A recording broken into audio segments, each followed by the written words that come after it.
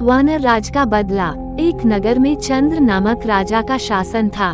उसके राजमहल के बगीचे में बंदरों का एक समूह रहता था। बगीचे के फलों के अतिरिक्त राजा के सेवकों द्वारा प्रतिदिन प्रदान किए जा रहे भोजन का सेवन कर वे बहुत हृष्ट पुष्ट हो गए थे। बंदरों का सरदार वानर राज एक बूढ़ा बंदर था जो अति बुद्धिमान था। समय समय पर वह अपना परामर्श बंदरों के समूह को दिया करता था। राजमहल में 2 भेड़ें भी रहती थीं। राजा के पुत्र उनके साथ खेला करते थे। 2 भेड़ों में से एक भेड़ बहुत चतुरी थी। जब मन करता वो रसोई घर में घुस जाती और वहां खाने की जो भी चीजें पाती खा जाती।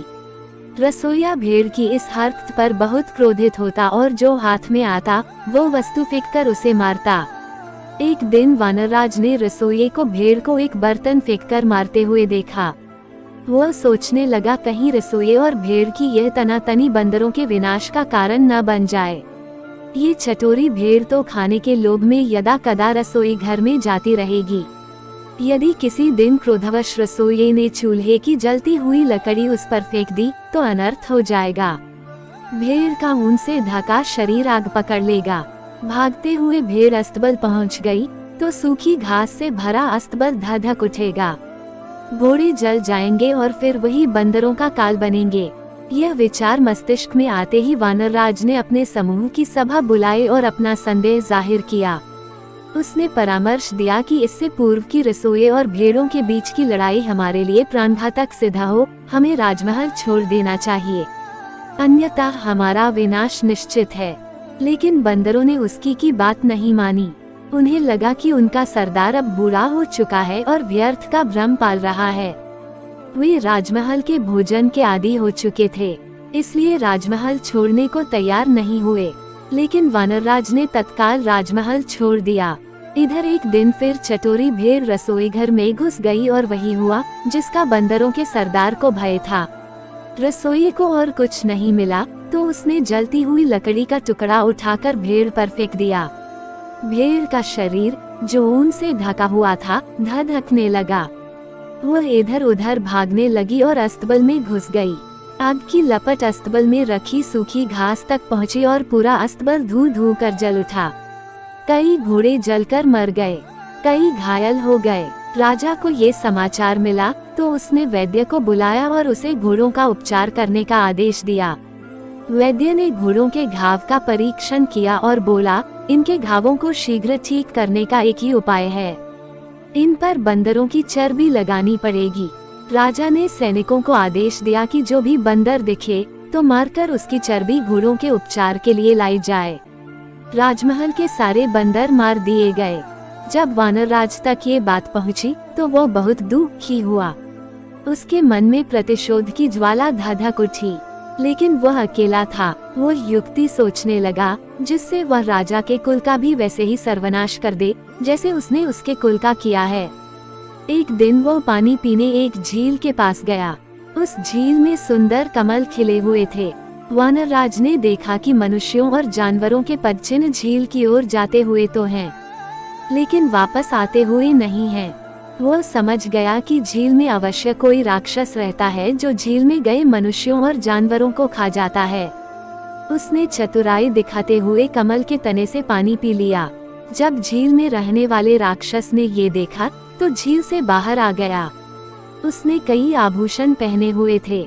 वह वानरराज से बोला, जो भी झील में आता है मैं उसे खा जाता हूँ, लेकिन तुम तो चतुर निकले। मैं तुम्हारी चतुराई देख प्रसन्न हूँ। मांगो क्या मांगते हो? वानरराज बोला, एक राजा ने मेरे संपूर्ण वंश का नाश कर दिया है, मैं उससे प्रतिशोध लेना चाहता हूँ। आप मेरी सहायता करें, मुझे अपना कंठहार दे दे। मैं आपको वचन देता हूँ कि मैं आपके आहार के लिए राजा और उसके अनुचरों को इस झील में लाऊंगा। राक्षस ने वानरराज को कंठहार दे दिया। वो हार पहनकर बंदरों के सरदार राजा के नगर पहुंचा। वो वहां एक पेड़ से दूसरे पेड़ पर झूलने लगा। जिसकी भी दृष्टि उस पर पड़ती वह कंठहार देखकर दंग रह जाता। राजा के सैनिकों की दृष्टि भी उस पर पड़ी और वे उसे पकड़कर राजा के समक्ष ले गए। राजा ने उससे पूछा, तुम्हें ये कीमती कंठहार कहाँ से प्राप्त हुआ? वानरराज ने उत्तर दिया, महाराज, यह हार मुझे समृद्धि के देवता द्वारा प्रदान किया गया है। वह जंगल के बीचों बीच स्थित एक झील में निवास करते हैं। जब सूर्य आधा उदय हुआ होता है, उस समय जो व्यक्ति उस झील में डुबकी लगा ले तो उसे समृद्धि के देवता का आशीर्वाद और कंठहार प्राप्त होता है। राजा उसकी बातों में आ गया। वह अपनी पत्नी और पूरे परिवार सहित उस झील में डुबकी लगाने तैयार हो गया। वानर राज ने कहा, कल सुबह की मंगल बेला में पधारिए। लोभ में अंधा हो चुका राजा अगली सुबह अपनी पत्नी, पुत्र, परिवारजन, मंत्रियों और सेवकों सहित झील पहुंचा। वानर राज भी उनके साथ था। वह बोला, महाराज, सबको अलग अलग स्थानों से झील में उतरना होगा। सबके जाने के बाद आप अंत में झील में उतरिए। राजा की पत्नी, पुत्र, परिवारजन, मंत्री, सेवक सभी अलग अलग स्थानों से झील में उतर गए और राक्षस द्वारा खा लिए गए। बहुत देर तक जब कोई बाहर नहीं आया तो राजा ने चिंतित होकर पूछा, हे वानरराज, मेरे पत्नी, पुत्र, परिवारजन, मंत्री और सेवक बाहर क्यों नहीं आ रहे हैं? तब वानरराज एक पेड़ के ऊपर चढ़ गया और राजा से बोला, अरे दुष्ट, तुम्हारा समस्त परिवार, मंत्री और सेवक राक्षस द्वारा खा लिए गए हैं। तुमने मेरे परिवार को मौत के घाट उतारा था, आज मैंने उसका प्रतिशोध ले लिया है। दोस्तों, इस कहानी से हमें सीखने को मिला है कि अगर बुरा करोगे तो बुरा फल पाओगे।